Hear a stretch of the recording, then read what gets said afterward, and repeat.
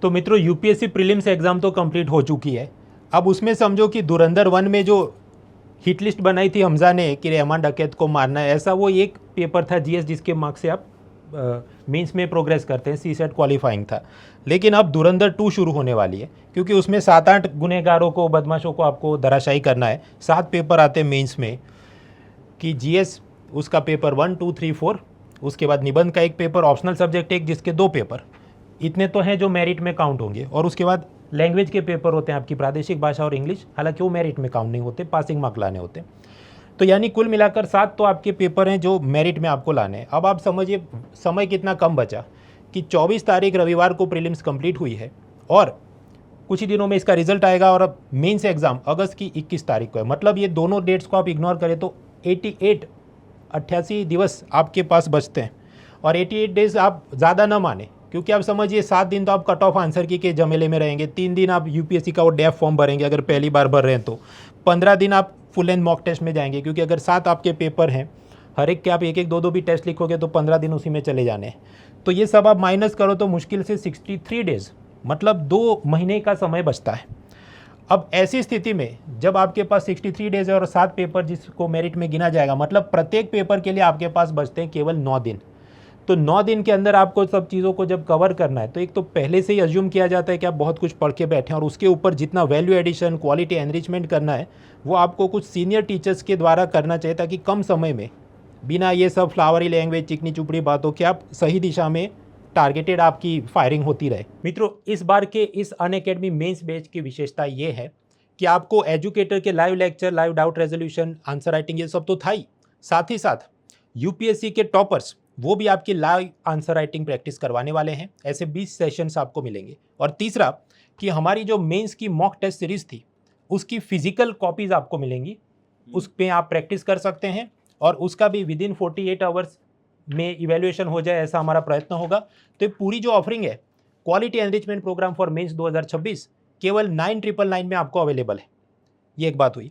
किसी कारण से यदि आप ये इवेल्युएशन वाली चीज़ नहीं चाहते तो केवल लाइव लेक्चर्स और टॉपर्स द्वारा लाइव आंसर राइटिंग, ये वाली एक्सेस आपको केवल 5999 में मिल रही है। हालांकि इसमें आप बहुत देर ना करें कि यूपीएससी का रिजल्ट आएगा उसके बाद हम सोचेंगे, क्योंकि जैसा मैंने आपको आगे बताया मुश्किल से प्रैक्टिकली आपके पास 2 ही महीने हैं पढ़ाई करने के लिए, रिवीजन करने के लिए, आंसर राइटिंग प्रैक्टिस करने के लिए। तो जितना जल्दी जुड़ेंगे उतना जल्दी ये सारा काम आपका खत्म हो पाएगा। और मित्रों, ये बैच 31 मई 31 मई से शुरू हो रहा है, तो इसका आप अवश्य लाभ लीजिए। लिंक सारी डिस्क्रिप्शन में मिल जाएंगी आप। अब जहाँ ये मेंस का कोर्स लॉन्च हो रहा है उसमें मैं इकोनॉमी के बारे में कुछ आपको ब्रीफ बता दूं कि मैं कैसे पढ़ाने वाला हूं। उसके बाद सुदर्शन सर, प्रतीक सर, सरमत सर, बाकी एजुकेटर्स भी अपनी बात करेंगे कि वो इस बार क्या खास ला रहे हैं। देखिए, मेंस फॉर इकोनॉमी हमें सब जगह परेशान कर रहा है, चाहे मेंस पेपर 1 में सोसाइटी, उसमें पॉवर्टी, ग्लोबलाइजेशन हो, मेंस पेपर 2 में वेलफेयर, इंटरनेशनल ऑर्गेनाइजेशन हो, WTO वगैरह, मेंस पेपर 3 में इकोनॉमिक खुद एक मुद्दा है, एग्रीकल्चर में भी food processing industry, issues related to MSP and subsidies, all the way up to mains paper 4 में कॉर्पोरेट गवर्नेंस भी और निबंध भी जो पूछे जाते हैं, कहीं कहीं हमें ये सारे पॉइंट्स काम में आते हैं। इकोनॉमी में पहले कंबाइन पढ़ाता था, प्रीलिम्स और मेंस कंबाइंड। ऐसा मैंने PCB 7 तक किया, मतलब कोरोना के बाद 7 बार मैंने किया, फिर मैंने स्प्लिट कर दिया। तो प्रीलिम्स का अलग कोर्स होता है, post corona batch number 15 complete हो गया प्रीलिम्स से पहले, और मेंस का बैच पिछले साल तो कंप्लीट हो गया था, इस साल जो आ रहा है तो QEP 8, तो 8वें नंबर का ये हमारा मेंस का इकोनॉमी कोर्स मैं लॉन्च करूँगा।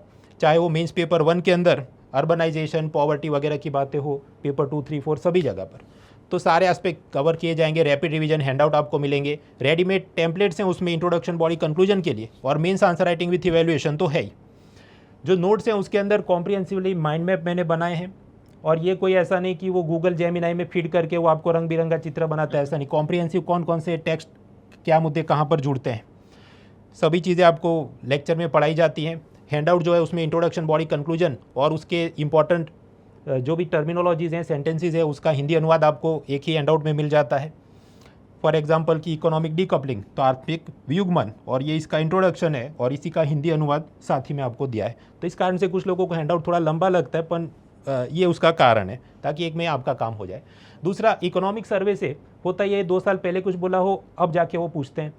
तो सभी इकोनॉमिक सर्वे जब से मोदी सरकार आई है, मतलब 2014 में आई है, तो पहला उनके राज का सर्वे कब आया होगा, 15 से लेके 26 का भी जो लेटेस्ट आया, तो करीब 11 साल के ये इकोनॉमिक सर्वे, उसमें से जाने लायक सारी बातें इसमें दी गई है। तो लेक्चर में आउटलाइन मिलेगी, करीब 15 लेक्चर हैं, मतलब 30 घंटे से ज़्यादा हम पढ़ाई करेंगे, और बाकी हैंडआउट में आप जो पढ़ेंगे रिवीजन करेंगे, ख़त्म करेंगे। मित्रों, कई विद्यार्थियों को ये प्रश्न होता है कि इकोनॉमी जब हमने प्रीलिम्स के लिए पढ़ ही लिया है तो मेंस में अलग क्या है, या उसमें नया क्या पढ़ना होता है। फॉर एग्जांपल आपको याद होगा पिलर 6 ह्यूमन रिसोर्स डेवलपमेंट। तो जब हम प्रीलिम्स के लिए पढ़ते हैं तो उसमें सारी बातें कि महिला बाल विकास की ये योजना है, गरीबी हटाने की योजना है, भारत का ह्यूमन डेवलपमेंट इंडेक्स में ये नंबर था। जब आप मेंस में देखते हैं तो फैक्ट्स ऑफकोर्स कुछ तो आपको याद रखने हैं जो आपको इंट्रोडक्शन, कंक्लूजन, बॉडी में कोट करने होते हैं, लेकिन ज़्यादा झुकाव क्वेश्चन वाई, क्यों एंड हाउ, कैसे, इस पर रहता है। फॉर एग्जांपल हेल्थ केयर की सारी योजनाएं हमने प्रीलिम्स के कोर्सेज में रट ली थी। मेंस में वो अलग से कैसे पूछते हैं कि फॉर एग्जांपल जेरियाट्रिक हेल्थ, मतलब बुजुर्गों की जो स्वास्थ्य है, उसके डॉक्टर हैं, उसकी क्यों ज़रूरत है, मतलब डेमोग्राफिक डिविडेंड जो चेंज हो रहा है, हमारी भी व्यवस्था जापान जैसी हो जाएगी, बुजुर्ग सोसाइटी हो जाएगी, ऐसे प्रश्न आना शुरू हो जाए। या फिर आपको एक बार ऐसा पूछा गया कि लोकल कम्युनिटी का इन्वॉल्वमेंट कैसे ज़रूरी है या क्यों ज़रूरी है हेल्थ केयर में। अब ये ऐसे प्रश्न है जिसके रटे रटाए आपको किसी किताब में जवाब नहीं मिलेंगे, वो आपको सोचना पड़े, करंट अफेयर्स फॉलो करना पड़े कि कैसे कहीं पर भी डेंगू से लेके डायरिया, सबसे पहले स्वच्छता का महत्व है तो कम्युनिटी का महत्व है। सांप डस जाता है, लोग मर जाते हैं क्योंकि अंधश्रद्धा में वो किसी हकीम के पास ले जाते हैं, डॉक्टर के पास नहीं ले जाते। तो बहुत सारी जगह पर कम्युनिटी पार्टिसिपेशन इज़ इम्पॉर्टेंट, सिर्फ योजनाएं काम नहीं करती। तो ये सब एनालिसिस मेंस में आपको पूछा जाता है। या फिर आप जब देखते हैं अगर सरकारी अस्पताल है ही तो प्राइवेट हॉस्पिटल क्यों चाहिए, क्योंकि अगर सरकारी अस्पताल सब हो गए तो एयर इंडिया जैसा लॉस मेकिंग सीन भी हो सकता है। सेकंड, कि अगर सभी डॉक्टर केवल सरकारी हैं तो जिनको ज़्यादा पैसा कमाना है वो प्राइवेट नहीं खोल सकते। अगर आप ऐसा कम्युनिस्ट सिस्टम लाते हैं तो वो सब हिजरत करके अमेरिका चले जाएंगे, ब्रेन ड्रेन हो जाएगा। सो मैनी एस्पेक्ट इंटरकनेक्टेड हैं जिस पर आपको सोचना पड़ता है। तो एक अच्छे एक्सपीरियंस्ड एजुकेटर से आप पढ़ते हैं और उसका मटीरियल आप रिफ़र करते हैं, उससे फ़ायदा होगा। और दूसरा मैं आपको खास बताना चाहूँगा कि ये ऐसा सब माइंड मैप या ग्राफिक्स नहीं है जो गूगल जेमिनाई को फीड करके वो एक रटा रटाए टेम्पलेट सबको दे रहा है। मैं खुद से अलग से अपने फ्रेश उसके ग्राफिक्स बनाता हूँ हर बार। So it will help you memorize the topic, क्योंकि मैंने ही बनाया है और मैं ही पढ़ा रहा हूँ। तो आईफोन जैसा मज़ा आपको मिलता है कि हार्डवेयर और सॉफ्टवेयर दोनों एक ही व्यक्ति ने बनाए, तो आपको ज़्यादा वो याद रहता है लंबे समय के लिए। अब इसके बाद ज्योग्राफी, एनवायरनमेंट, डिजास्टर मैनेजमेंट। चाहे पेपर 1 में तो ज्योग्राफी खुद ही है, लगभग 1/3 ऑफ द पेपर। पेपर 2 के अंदर भी गवर्नेंस में कुछ बार ये एस्पेक्ट्स में आपको पूछ लेते हैं। मेंस पेपर 3 में एग्रीकल्चर, एनवायरनमेंट, डिजास्टर मैनेजमेंट है। एथिक्स के पेपर में भी एनवायरमेंटल एथिक्स या पॉल्यूशन वगैरह की केस स्टडी पूछते हैं, और निबंध में तो आता ही है। सौभाग्य हमारा ये है कि प्रीलिम्स में सुदर्शन सर ने पढ़ा और वही मेंस में कंटिन्यू कर रहे हैं। तो जिन्होंने पढ़ा था आपसे, तो अब उसके ऊपर वैल्यू एडिशन, रिवीजन, ये सब सर करवाने वाले हैं। तो सर इस बार क्या विशेष बातें होंगी आपके इस ज्योग्राफी, एनवायरनमेंट और डिजास्टर मैनेजमेंट के मेंस कोर्स में? सर मतलब सारे सब्जेक्ट अगर मैं देखूं एक तरफ, अगर एक बार आप वो सिलेबस वाली ये जब हम सिलेबस देखते हैं, ज्योग्राफी, एनवायरनमेंट और डिज़ास्टर मैनेजमेंट, मतलब एकमात्र ही मुझे पूरे मेंस में सब्जेक्ट ऐसा लगता है कि जिसके अगर आपने पीवाईक्यू ढंग से सॉल्व कर लिए तो 70 to 80% थीम जो है वो रिपीट हो जाती है। सही बात।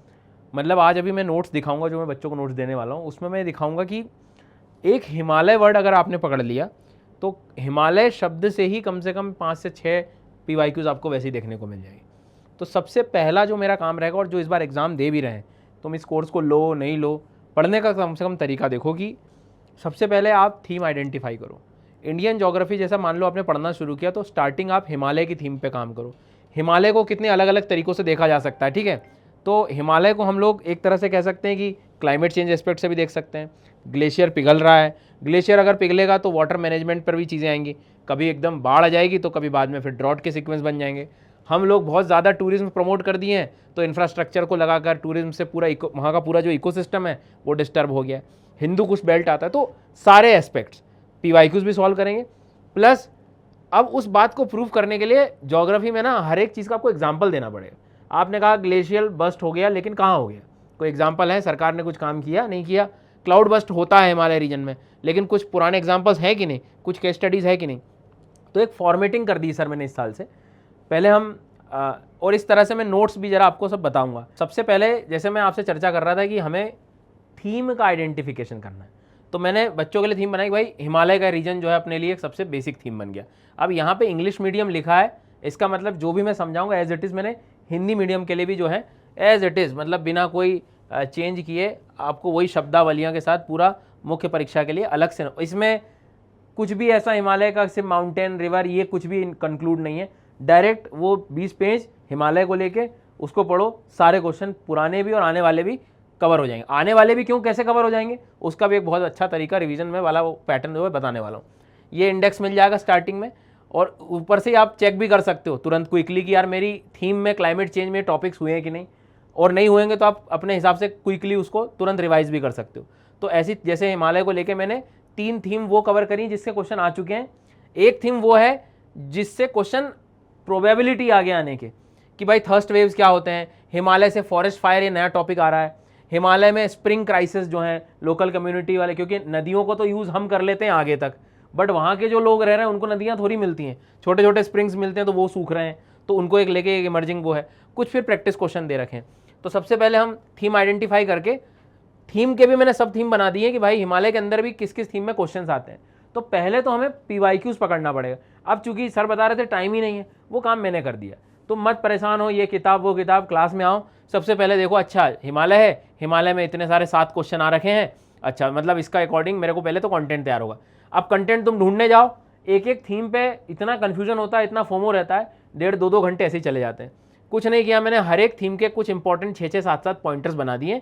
2 पॉइंटर इसलिए दिए, एक लिख पाओ और दूसरा कि कम से कम समझ पाओ। थोड़ा ज़्यादा समझोगे तो कम लिख पाओगे कम से कम। तो जैसे क्लाइमेट चेंज, हिमालयस का कॉज इफेक्ट रिलेशनशिप क्या है, माउंटेन एम्प्लीफिकेशन इफेक्ट क्या होता है, एरेटिक मानसून बिहेवियर क्या है, कैसे शिफ्ट हो गया स्नोफॉल वगैरह में, ये सारी चीज़ें। फिर जो ग्लेशियर पिघल रहे हैं उसके क्या कॉज हो सकते हैं, मतलब एक एक चीज़। और तुरंत बस जितना हम लिख पाएँ काम की चीज़ें, जो इंपॉर्टेंट जोग्राफिकल कीवर्ड्स हैं, जैसे ब्लैक कार्बन डिपोजिशन है, एटमॉस्फेरिक हीटिंग है, एल्बिडो का पार्ट है। और एक सबसे मतलब जो सबको ज़्यादा मज़े आने वाले हैं जिस चीज़ में जो मैंने दिया है वो है सर केस स्टडीज़। मतलब मैं पुराने एग्जाम्पल्स याद ही नहीं रहते कि कहाँ तक कौन कौन से रीजन में हुआ है। तो गंगोत्री का एग्जाम्पल दे दिया, सिक्किम में लोनाक लेक का एग्जाम्पल दे दिया, चमोली डिजास्टर का। ये सारे हम एग्जाम्पल्स देंगे तो हमारी बात में थोड़ा दम आएगा कि भाई हम जो लिख रहे हैं वो प्रूफ के साथ लिख रहे हैं। मिटिगेशन मेजर्स में भी हम हमारा ज्ञान दे देते हैं, लेकिन कई बार सरकार क्या कर रही है, सरकार भी तो ऐसे थोड़ी खाली बैठी है, कुछ तो कर रही होगी। तो सरकार के रिलेटेड इनिशिएटिव्स भी। अब यहाँ हमें प्रीलिम्स जैसा सारा इतना बड़ा स्टेटमेंट पढ़ के कोई फायदा नहीं। काम के कीवर्ड्स पता होने चाहिए कि ये मिशन था, इसमें ये किया जा रहा है, उसमें काम होगा। इसमें सारे एस्पेक्ट्स कवर कर लिए, इसरो का भी कर लिया अपन ने, वर्ल्ड सस्टेनेबल डेवलपमेंट समिट को लेकर भी चर्चा कर ली। ये मैं बता रहा था कि आगे अगर भविष्य में कुछ अच्छी चीज़ें आ जाए, जैसे मुझे डाउन टू अर्थ के एडिटोरियल्स के लाइंस में मुझे अच्छी लगी, जिससे आप कई बार क्वेश्चन को स्टार्ट कर सकते हैं, कई बार अच्छे से इसको यूज़ कर सकते हैं। तो ये सारा कंटेंट जो मैं बता रहा हूँ ये एज इट इज़ आपको इंग्लिश और एज वेल एज हिंदी में मिल जाएगा। और रही बात सर आंसर कैसे निकलेंगे, तुरंत मैंने टेम्पलेट्स तैयार कर दिए आपके लिए कि भाई पहले क्वेश्चन का ब्रेकडाउन कैसे करना चाहिए, इंट्रो में क्या आएगा, बॉडी में क्या आएगा, और यही कंटेंट आपको ऊपर उसमें मिल जाएगा। तो हर चीज़ Hindi English as well as, मतलब कि आपको कहीं से कहीं तक दिक्कत नहीं होनी है। जो चीज़ मैं वहाँ बता रहा था एज इट इज़ आपको यहाँ पर भी देखने को मिल जाएगी। ये सब करंट वाला पार्ट है। इस तरह से सर हम लोग कवर करेंगे, जिसमें मुझे नहीं लगता कि इन्वायरमेंट, ज्योग्राफी और डिजास्टर मैनेजमेंट में एक भी मैं कमी नहीं छोड़ूंगा बच्चों के लिए कि कुछ भी उन्हें समस्या का सामना करना पड़े। ये मतलब मैं प्रॉमिस कर सकता हूँ। तो मित्रों, यूपीएससी के अंदर ये जो 7 पेपर्स हैं जो मेरिट में गिने जाते हैं, जीएस के 4 पेपर, निबंध का पेपर और ऑप्शनल सब्जेक्ट। हालांकि हमारा मेंस प्रोग्राम जीएस को टारगेट कर रहा है, निबंध को टारगेट कर रहा है, एथिक्स के पेपर को टारगेट कर रहा है। तो जितना आप जल्दी जुड़ेंगे, क्योंकि मैंने आपको बताया प्रैक्टिकली सिर्फ 2 महीने ही आपके पास, जिसमें आपको ये सब रिवीजन भी करना है, इसके मॉक टेस्ट भी देने हैं, और इस बार फर्स्ट मॉक टेस्ट इवैल्यूएशन हमारा खास यूएसपी रहने वाला है। तो ये सब कुछ आपको एक ही थाली में मिल रहा है सजाकर, केवल 9999 में।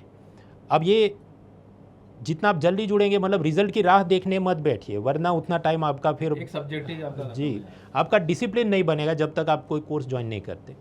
सो do take benefit of all this things. बाकी डिटेल्स डिस्क्रिप्शन में है और अनअकैडमी के साथ आप जुड़ सकते हैं। मित्रों, इस बार अनअकैडमी के UPSC mains quality enrichment programme की एक खास बात यह है कि एजुकेटर्स के लाइव क्लासेस की एक्सेस तो आपको मिल ही रही है, साथ ही साथ पिछले यूपीएससी सीजन मतलब 2025 के रैंकर्स, और वो भी टॉप रैंकर्स, रैंक 7 डॉक्टर राजा, रैंक 10 उज्जवल साहब एंड रैंक 1717 चितवन साहब, आप लोग भी यहाँ पर सेशन लेने वाले हैं जहाँ लाइव आंसर राइटिंग प्रैक्टिस करवाई जाएगी।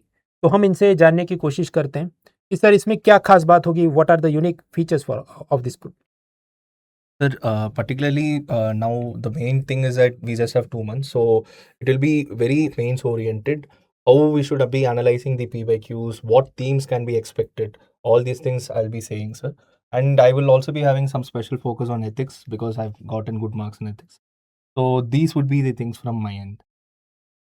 उज्जवल साहब Sir, since mains is a lot about answer writing and practicing a lot and lot, so the most of the focus will lie on how we can structure the content which we already have, so that it will have a unique presentation, as well as it will be a kind of unique thing for the evaluator to see. So I would be focusing more on GS1 because that is one area where I have increased 22 marks in my 2 attempts. So I would be giving a practice session where I would be sharing my ideas as to how I would have tackled any question, or as to how I would have tried to make a flow in the answers, how I would have used diagrams and other things. चितवन साहब philosophy optional के साथ हैं और commerce background मतलब economy भी strong है।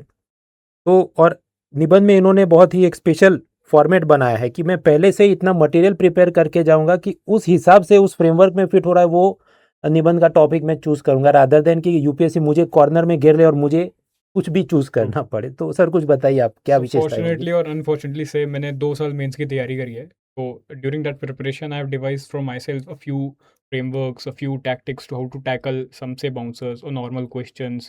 With help of those, I've scored 450 in mains, the GS only, and 50 total. So I'll be able to help the aspirants to sail through the difficult path of the few answer writing sessions where I'll myself tell that how I will attempt this question and check the questions, suggest him how to improve on. मित्रों इस बार अच्छी बात ये रही है UPSC की कि scaling जो होता है ऑप्शनल सब्जेक्ट में उसको नॉर्मलाइज किया गया। As a result philosophy optional के साथ भी हमारे पास रैंकर हैं, सोशियोलॉजी, एंथ्रोपोलॉजी।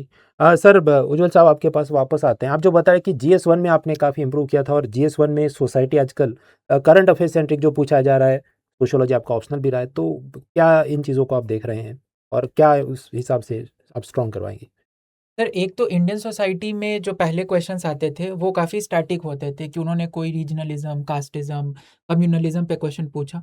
बट अभी क्या होता है सर कि क्वेश्चन में ही इट इज़ मेंशन्ड कि आपको कंटेम्प्रेरी से जोड़ना है और how it is impacting in the current time. तो एक तो मेरा फोकस रहेगा कि how we can connect the dots to write an effective answer by linking static as well as current affairs. साथ के में एक बहुत इंपॉर्टेंट है सर कि हम अपने आंसर में अच्छे कीवर्ड्स डाल सकें, so that it look like it is written by someone जिन्होंने पढ़ाई की है। तो वही मैं अपने आंसर्स में कैसे इफेक्टिव कीवर्ड्स और उससे रिलेटेड आंसर्स में एग्जांपल डाल सकूं, इस पे मैं क्वेश्चंस के थ्रू फोकस रखूंगा। जी डॉक्टर साहब, आपने रैंक 7 हासिल किया है एंड बहुत ही इंपॉर्टेंट इन्होंने इंसाइट शेयर की कि निबंध पेपर आपने लिखा है, यू डिड पेपर 1 पेपर 2, उसके नेक्स्ट डे मॉर्निंग में पेपर 3 होता है। So very little energy and revision left और बहुत सारे इसमें सब्जेक्ट आते हैं जहाँ पर आपको मतलब बाकी पेपर्स के मुकाबले कंजर्वेटिव मार्किंग हो रहा है, कम मार्क्स दे रही है यूपीएससी इन दी पेपर 3। तो सर पेपर 3 में ऐसा क्या खास आप फोकस करवा रहे हैं? So this was an issue which I also faced because as sir told, we have little time for revision before GS3. So something we can innovatively plan is make very short, crisp notes for GS3, which is even more shorter and crisper compared to 1, 2, and 4, so that it helps particularly to revise post the fatigue of GS1 and 2, and also the essay paper, particularly on Saturday night because it will be on Sunday morning. So what more can we do? What more crisper we can make the notes? So that aspect also we'll be looking at it, sir. Yeah. तो मित्रों देखिए, educators पढ़ाते हैं, teachers होते हैं, उनका एक मतलब आइडियलिज्म होता है कि this is the right way to go about it, that this is the only way to go about it, जैसे तारक मेहता में भिड़े मास्टर हमारे ज़माने में। बट टॉपर जिन्होंने असल में रण मैदान में जाके लड़ाई की है, तो बहुत सारे उन्हें नए नए इनोवेटिव स्ट्रेटेजीज मनोवर्स निकालने पड़ते हैं to manage all this vast syllabus. 7 तो पेपर हैं, मतलब जो मेरिट में गिने जाते हैं। जीएस के 4 पेपर हैं, निबंध का 1 पेपर है, ऑप्शनल 1 है जिसके 2 पेपर होते हैं, इसके अलावा लैंग्वेज पेपर है पर वो मेरिट में नहीं गिना जाता। तो इतनी सारी चीज़ों को विद इन 2-2.5 महीने का आपके पास असल में प्रैक्टिकली समय है, कैसे मैनेज किया जाए। लाइव सेशन होने वाले हैं, लाइव आंसर राइटिंग प्रैक्टिस होने वाली है, डाउट्स आप पूछ सकते हैं। So do take benefits of the insights of our esteemed toppers. Thank you very much. Now Thank let's you, move sir. To the next part. तो मित्रों, economy, geography, environment, disaster management, उसके बाद history, art, culture mains के लिए cover करने वाले हैं प्रतीक नायक sir. और ये हिस्ट्री ऐसा विषय है कि मेंस पेपर 1 में तो परेशान करता ही है, एथिक्स में भी वर्ल्ड हिस्ट्री और ये एरिस्टोटल, प्लाटो, बहुत सारी चीज़ें आपको वहाँ पर रेलेवेंट दिखेंगी.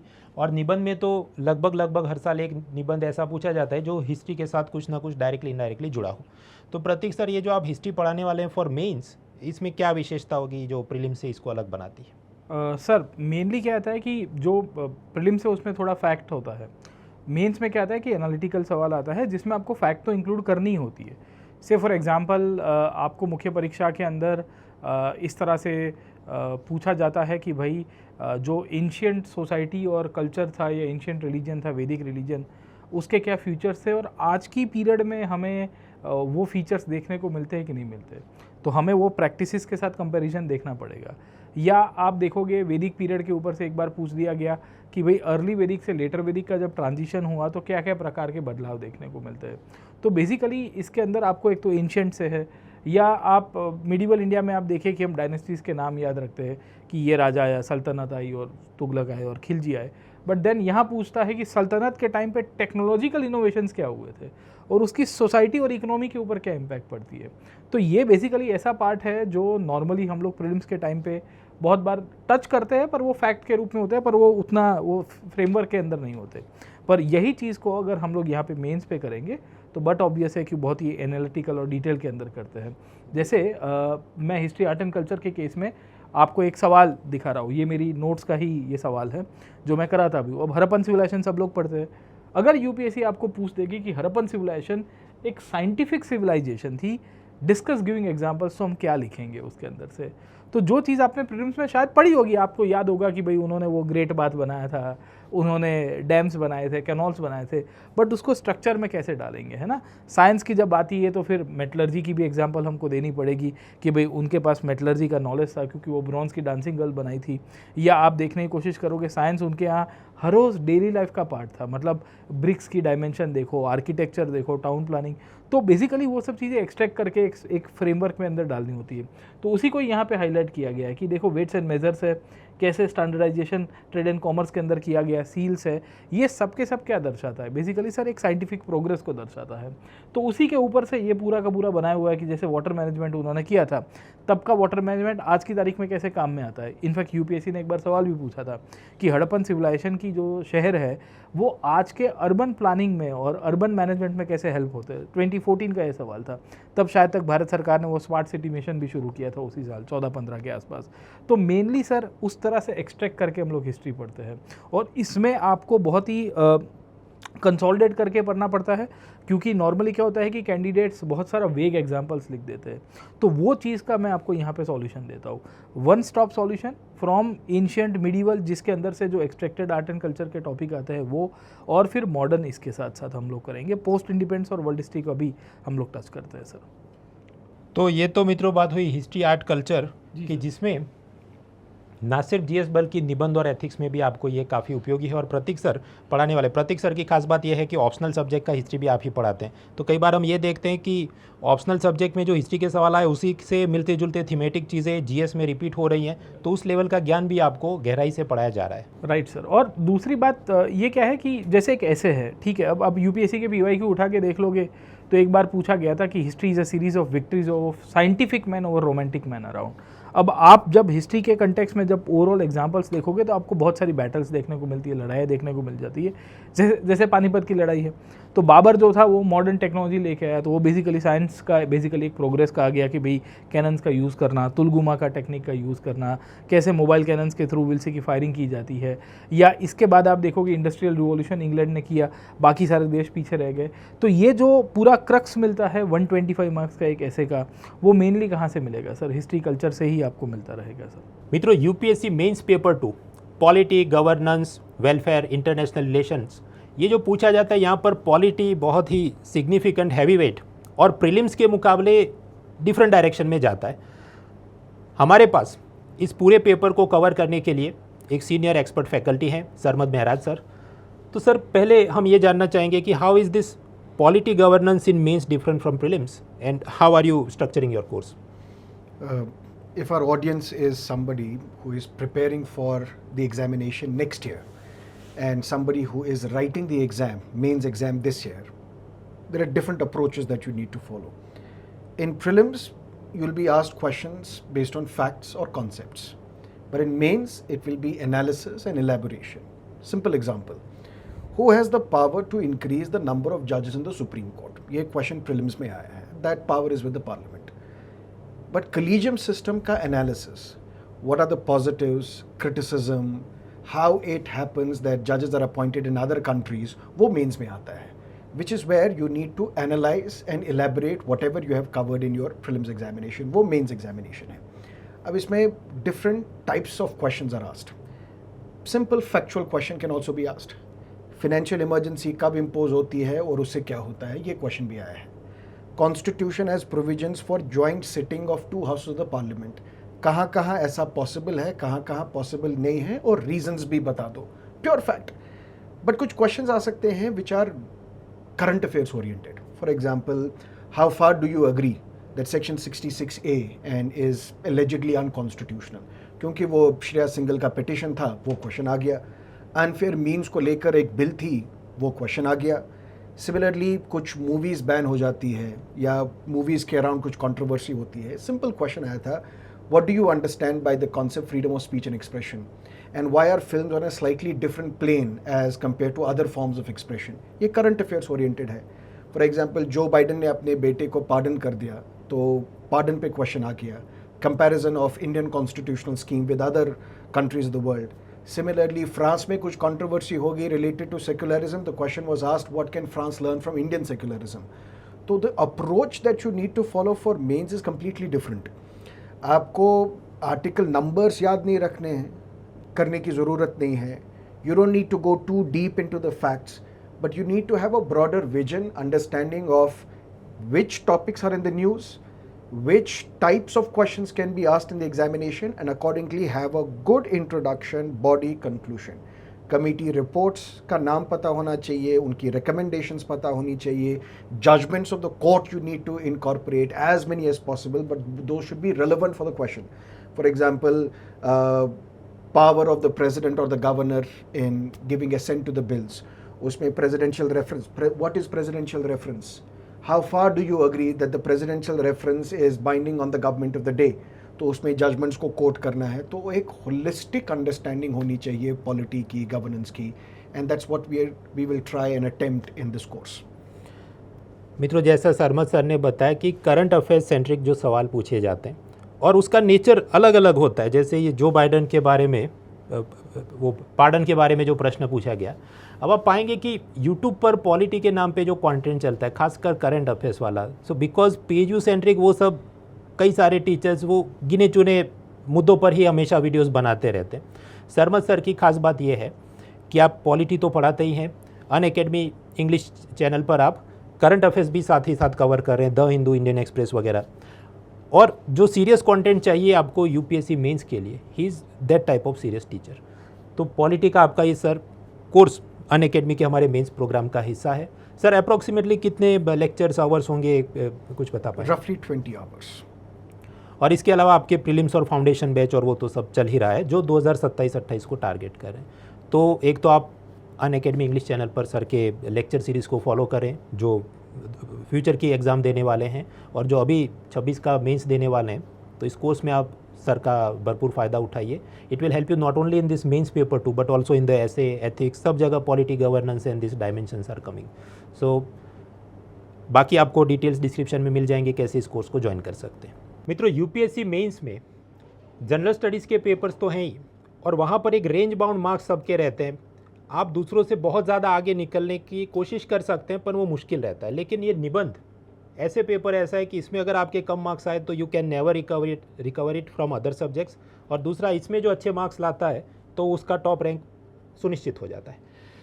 अब बाकी कई सारी संस्थाओं में निबंध का पेपर जो पढ़ाने के लिए टीचर्स होते हैं, उसके मुकाबले ज़्यादा एक्सपीरियंस, ज़्यादा मल्टीडिसिप्लिनरी जिन्होंने पढ़ाई की है, घाट घाट का पानी पिया है, ऐसे हमारे मुकेश सर ये निबंध का पेपर आपको पढ़ाने वाले हैं. तो सर पहले तो आजकल ट्रेंड में क्या बदलाव आया है और आप इस बार क्या नए तरीके से इसे पेश करने वाले हैं? सर जैसे when we take a look at the essay paper, the major trend has been कि पहले जीएस बेस्ड क्वेश्चंस पूछे जाते थे. For example, health and poverty are the reasons for India's backwardness, management of India's external border dispute, ये सब पूछे जाते थे. बट अब फिलोसॉफिकल एसेज आते हैं, एब्स्ट्रैक्ट टॉपिक्स आते हैं. तो while many of the students see it as a limitation कि इसमें नंबर कैसे स्कोर करना है, बट मेरा पॉइंट ऑफ व्यू है कि इसमें आप ज़्यादा स्कोर कर सकते हो, क्योंकि यूपीएससी आपको क्रिएटिव होने का अपॉर्चुनिटी दे रहा है. आप अपने हिसाब से प्रेजेंट कर सकते हो, एंड उसमें एक तरीका है उसको पढ़ने का. आप बस प्रीवियस ईयर क्वेश्चन को चेज मत करो, आप प्रीवियस ईयर क्वेश्चन को अगर एनालाइज करोगे तो there are certain keywords. For example, wisdom finds truth. अब इसमें दो कीवर्ड है, विजडम और ट्रूथ. आप इसका ट्रेंड देखोगे कि पिछले साल भी ट्रूथ के रिलेटेड एक क्वेश्चन आया था, विजडम को लेके उससे पहले भी आया था. तो that is where you prepare for certain keywords and you understand how to change perspectives किसी भी टॉपिक पे. अगर हम बहुत नैरो माइंडेड हो जाएंगे, फॉर एग्जाम्पल एक सवाल आया था 2024 में कि deserts are associated civilisations lead to formation of deserts. तो उसमें अगर हम बस इस पे बात करेंगे कि रेगिस्तान कहाँ पे है, रेगिस्तान कैसे बनता है, तो we are not doing justice to the paper और the question itself. We have to think about it in other ways कि ये डेजर्ट जो है ये कहीं दिमागी रेगिस्तान की भी तो बात कर सकता है कि हम सोच नहीं पा रहे हैं आज के मॉडर्न कॉन्टेक्स्ट में. तो ऐसे पेपर जो है उसमें मैं ये बताना चाहूँगा स्टूडेंट्स को कि कैसे सोचा जाए, कैसे आप पॉइंट्स ला सकते हैं, आप कैसे पर्सपेक्टिव्स ऐड कर सकते हैं. There is a vertical line of thinking of expansion of an essay, there is a horizontal point of view.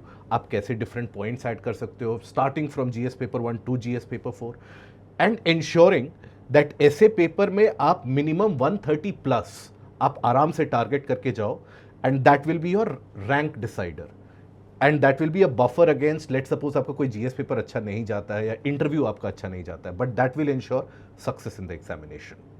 Sir ये जो आपका कोर्स है इसमें अप्रोक्सीमेटली कितने लेक्चर्स, कितने आवर्स की पढ़ाई होगी, क्या मटेरियल प्रोवाइड होगा?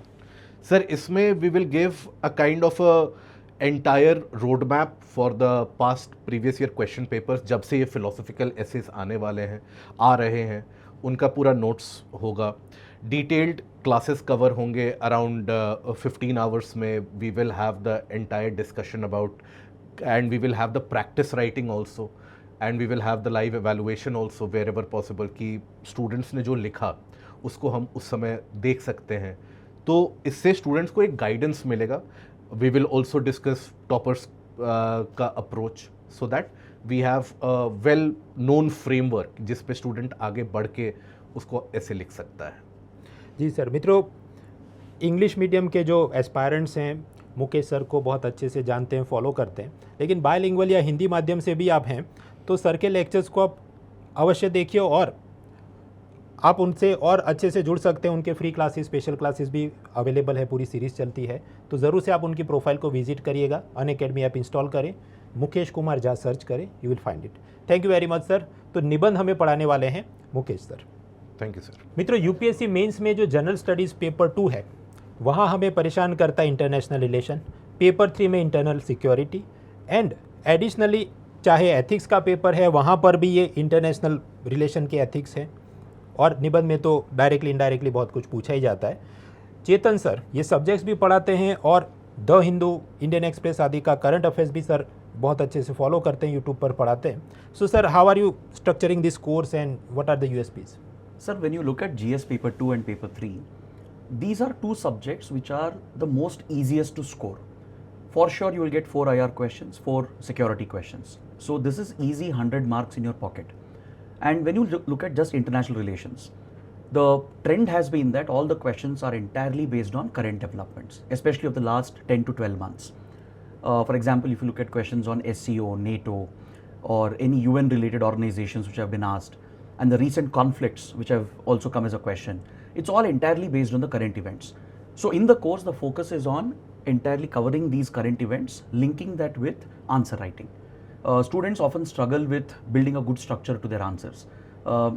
Especially these subjects are very dynamic, so they don't know how to integrate the concepts or theory into it. So these sessions will really help them to bring those two together.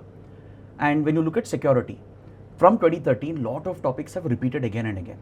The question framing is slightly different, but topics are exactly the same. For example, we had 2 questions again and again on Data Protection Act. We had repeated questions on border security, organized crime. The overall topic is exactly the same. If you prepare, let's say, 2-3 page notes, keep it ready for these specific topics, I'm sure you can write very good answers. Same with cybersecurity, same with terrorism and Naxalism as well. So these are the most anticipated topics, and UPSC keeps repeating them. So in this course, roughly for both subjects, around 14 to 15 hours of classes, we will ensure that we'll cover all the current affairs, some of the core concepts that are required, with focus on answer writing. And we will also ensure that we'll analyze the PYQ trend, so that students should know what kind of questions have come, what has been the structure and format, and how they can approach answer writing.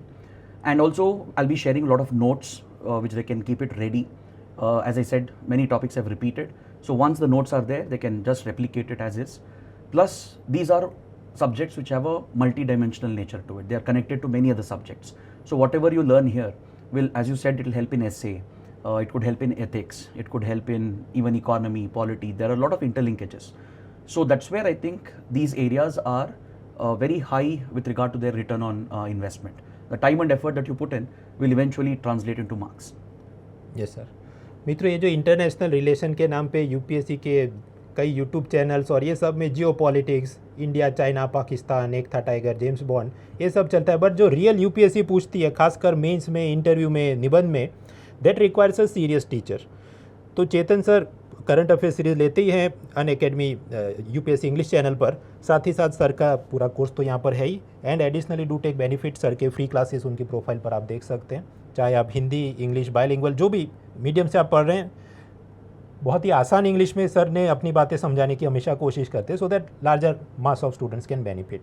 और जब आप mains को तैयारी करने बैठे तो ये हिंदी माध्यम एंड आई विल इंग्लिश में सुन लिया तो पाप लग जाएगा, that should not be the approach. खुला मन होना चाहिए, जहाँ पर भी अच्छा आपको मटेरियल, अच्छा नॉलेज, अच्छे टीचर्स मिल रहे हैं, यू शुड टेक बेनिफिट।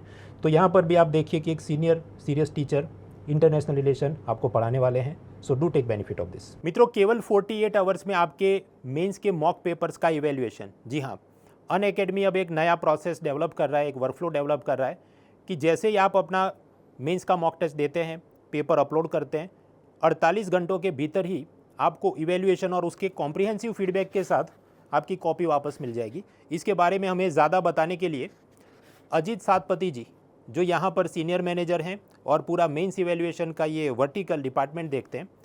बताइए सर, ये कैसे होने वाला है? जी हाँ सर, तो हमने अभी सोचा है कि 48 आवर्स में हम एवेल्यूशन दे देंगे, बिकॉज़ अभी प्रीलिम्स ख़त्म होने के बाद मेंस के लिए ज़्यादा टाइम बचा नहीं है, और बहुत सारे बच्चे हमारे यहाँ पे मेंस पेपर एनालिसिस के लिए उनका पेपर सबमिशन करते हैं।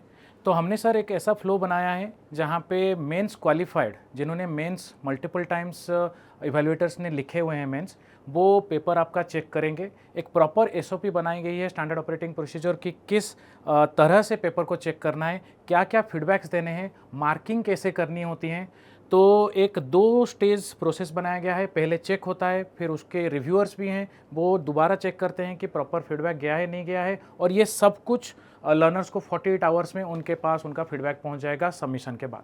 जी, और इसके अलावा आपने नए कुछ कॉम्प्रिहेंसिव नोट्स भी बनवाए हैं इंटरनल सिक्योरिटी से लेके एथिक्स के लिए, वो हमें दिखाइए। जी सर, तो इस बार मेंस के लिए हमने एक नया इनिशिएटिव लिया है। मेंस के जितने सारे पेपर्स हैं, सबके डिटेल्ड मेंस स्पेसिफिक नोट्स हमने बनाए हैं। ये आप इंडेक्स देख सकते हैं, इंटरनल सिक्योरिटी के हैं।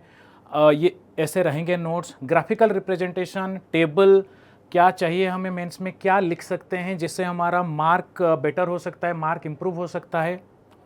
ऐसे सारे सब्जेक्ट, डिजास्टर मैनेजमेंट आप देख सकते हैं, जिसमें पूरा ग्राफिकल रिप्रेजेंटेशन, डेटा पॉइंट्स के साथ क्या होता है, समझने में काफ़ी आसानी होगी, और आप आसानी से याद भी इसको कर सकते हैं मेंस के आंसर राइटिंग में। सिमिलरली एथिक्स का भी आप देख सकते हैं, पूरे नोट्स अवेलेबल है। और ऐसे सिर्फ ये 3 सब्जेक्ट्स नहीं, कंप्लीटली जीएस के जो पेपर्स हैं, प्लस ऐसे और 2-3 ऐसे और वैल्यू एडिशन जो सर PYQs हैं, उनके भी थीमेटिक डिस्ट्रीब्यूशन, कौन से डायमेंशन से आए हैं, ये सारी चीज़ें हम दे रहे हैं। डेटा पॉइंट्स में एक आपको अलग से PDF मिलेगा, तो आप उसको रिवाइज कर सकते हैं। कमिटी रिपोर्ट्स, बहुत सारे वर्ल्ड बैंक के डेटा, IMF के डेटा सेट्स आते हैं, वो सारी चीज़ें लर्नर्स और ये पुराने जो मेंस के पेपर पूछे गए उसके पीवाईक्यू के मॉडल बिल्कुल आंसर सर, उसके मॉडल आंसर डायमेंशन के साथ जो पूरे लास्ट 10-12 साल के जो PYQ पेपर्स हैं उनके सारे मॉडल आंसर्स और उसको कैसे आप लिख सकते हो उसका पूरा एक डायमेंशन भी आपको एथिक्स के केस स्टडी के एथिक्स में और केस स्टडीज में प्लस ऐसे का भी sir. Ji.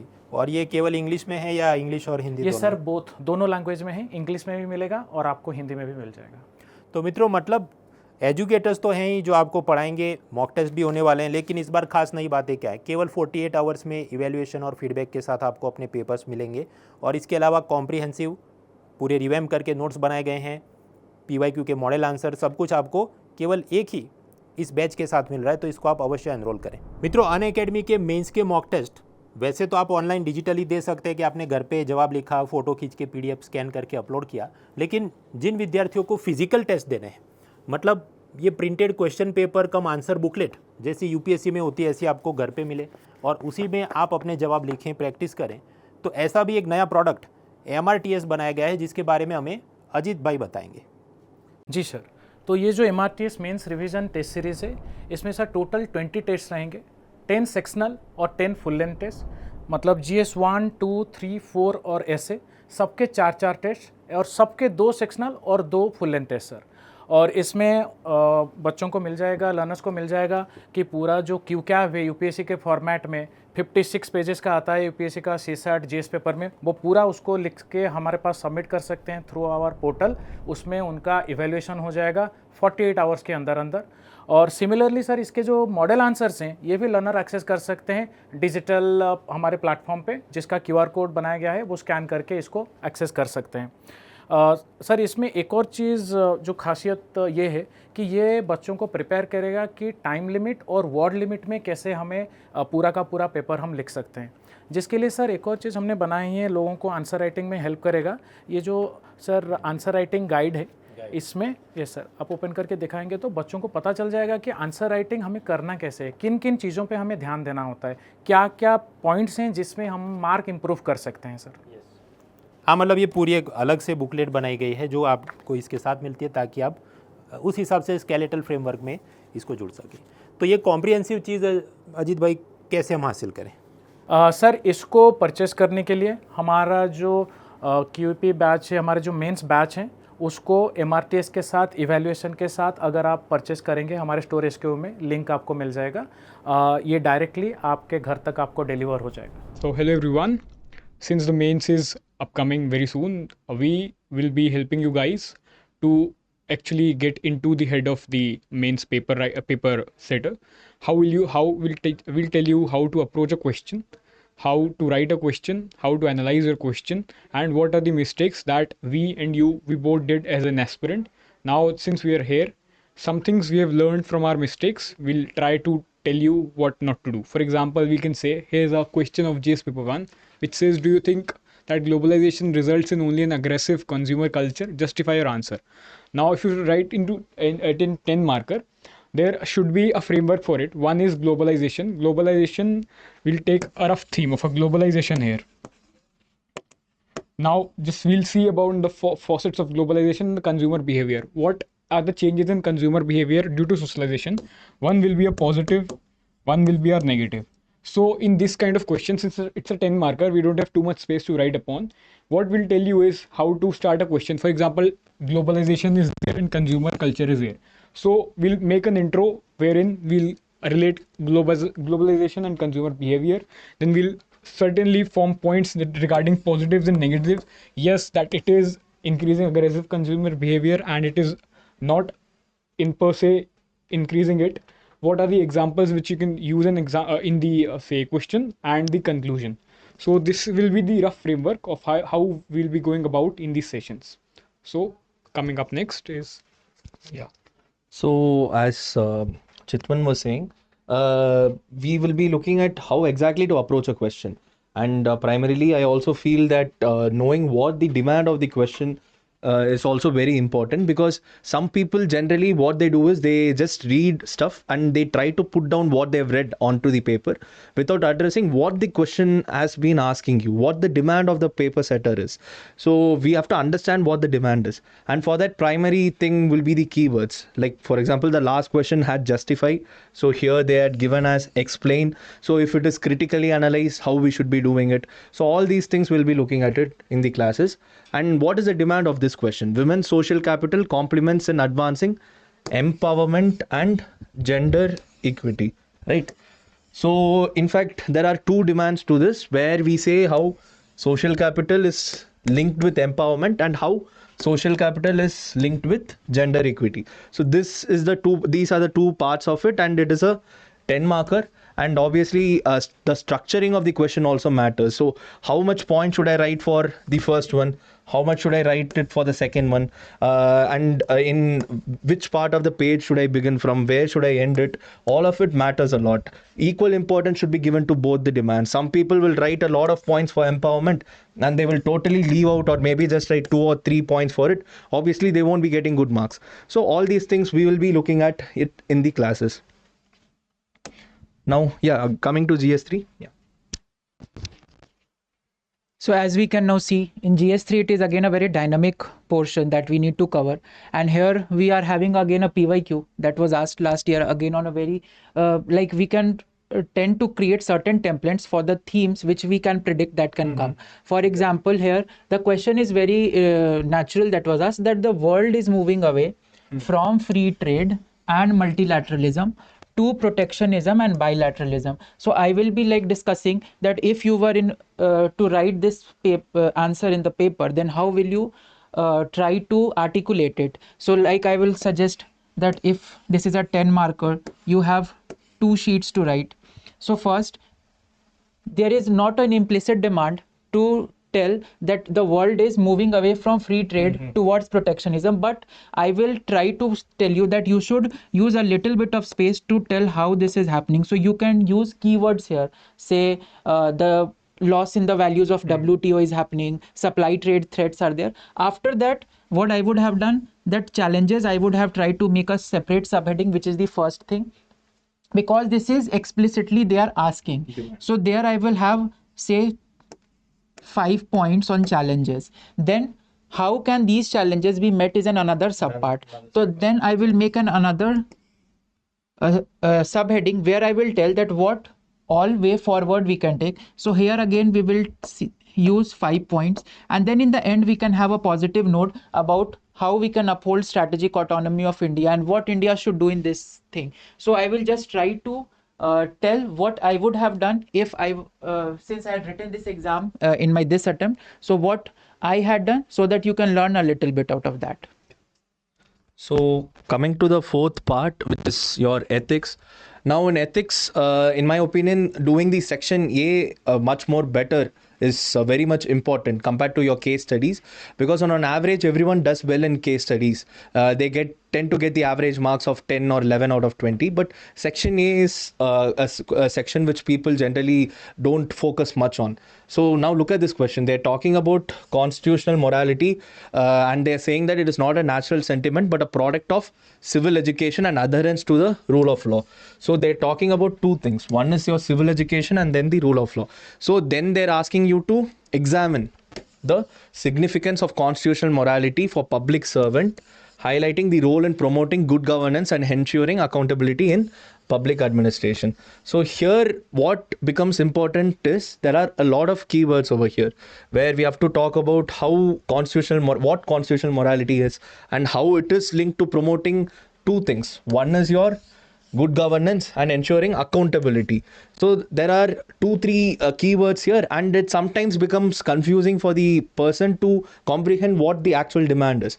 So we will be looking at that. So here majorly we will be linking our constitutional morality to promoting good governance and accountability. But at the same time, they have also talked about public servants, right? So for this, we'll be using a lot of examples of public servants actually using constitutional morality in these two aspects. So this is how we'll be looking at the ethics questions as well. So yeah, so this is a brief that we have given of what we'll be doing what we'll be doing in the classes. So utilize these 2 months very effectively, because ultimately clearing prelims is not our aim.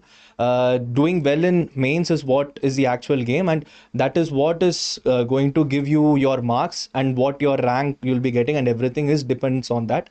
So all the best for the coming 2 months before mains. Do well. Thank you. Thank you so much. Thank you. तो मित्रों, ये Unacademy का mains quality enrichment programme का batch जो 31 मई से शुरू हो रहा है, और जैसा कि मैंने आपको बताया कि एजुकेटर के live lectures, doubt resolution, material, वो सब, साथ ही साथ टॉपर्स द्वारा, यूपीएससी टॉपर्स द्वारा लाइव आंसर राइटिंग प्रैक्टिस, उसके 20 सेशन, और इसके अलावा ये physical answer writing with evaluation की पूरी आपको किट ये मिल रही है केवल 9999 में। और अगर आपको किसी कारण ये फिजिकल वाली चीज़ नहीं चाहिए तो केवल लेक्चर्स एजुकेटर के और live answer writing session with toppers ये केवल आपको 5999 में एक्सेस मिल रही है। इन दोनों ही ऑफरिंग्स के चीज़ें आपको डिस्क्रिप्शन में मिल जाएंगी, इसको आप अवश्य जुड़िए। सुदर्शन सर, आखिर में विद्यार्थियों के लिए कुछ संदेश। मतलब सर, ये मेरे हाथ में ये जो चीज़ रखी बताना चाहूँगा, अगर बच्चों को क्लियर नहीं हुई हो, ये आंसर राइटिंग हैंडबुक है। मतलब हमने जो टेस्ट होंगे घर पहुँचेंगे आप तक, और आप प्रैक्टिस करें, क्योंकि जो टाइम कम है उसके हिसाब से, और ये प्रॉपर क्वेश्चंस के हिसाब से, जैसे सेक्शन 1 सेक्शन 2 के हिसाब से आपके पास आंसर लिखने की कॉपी है, प्रॉपर लिखिए। और जो ऑप्शन आप चूज़ करेंगे कि अगर चेक कराने वाला चाहिए तो वो आपका 9999 वाला दिख रहा है। बाकी तो सारे एजुकेटर्स और टॉपर्स भी दिख नहीं रहे हों अगर, तो ऑल इंडिया रैंक 7, 10, 17, 29, मतलब टॉप 50 हैं ऐसे, जो उन्हीं में से ऐसे लर्नर्स हैं जो हमारी हेल्प करने वाले हैं। और बाकी मित्रों, इसकी सारी डिटेल्स आपको डिस्क्रिप्शन में मिली जाएगी, और इस यूपीएससी प्रीलिम्स का रिजल्ट जो अभी कुछ दिनों में आने वाला है, उसके लिए सभी सिंसियर कैंडिडेट्स को all the best. Let's crack it.